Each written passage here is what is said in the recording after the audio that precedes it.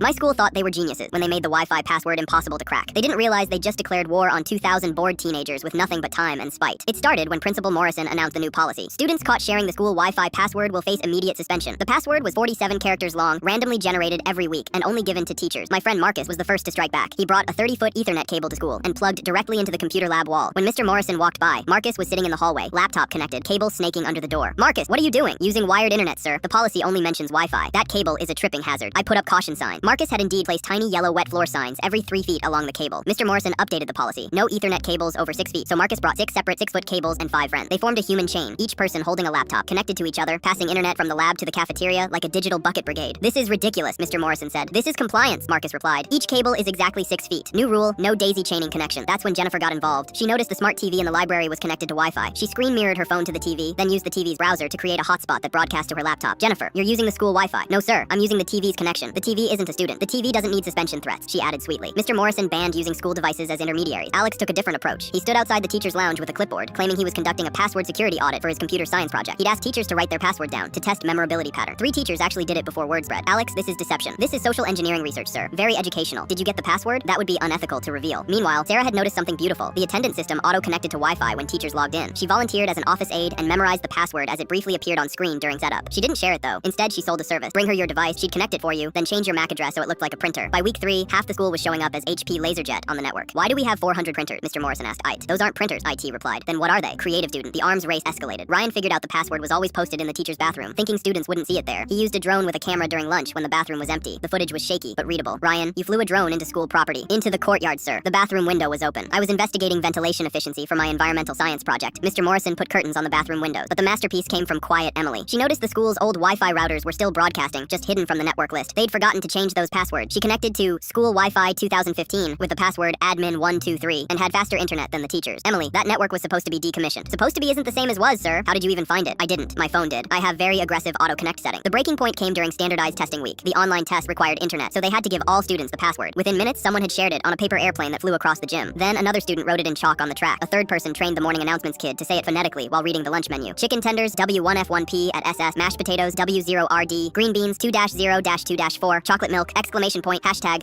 $sign. Mr. Morrison called an emergency assembly. "Fine, you win. We're going back to open Wi-Fi with content filters." The auditorium erupted. Then Marcus raised his hand. "Mr. Morrison, about those content filters, just don't. Already found 17 ways around them?" "Of course you have." The next day, the Wi-Fi password was, "Please just you selt responsibly 2024. Someone changed it to, "We promise wink 2024 within an hour. Mr. Morrison pretended not to notice. He was tired. The students had won, and honestly, their grades had improved from all the technical research they'd been doing. Sometimes the best victory is knowing when you've been outsmarted by 2,000 teenagers who turned your security system into their favorite class.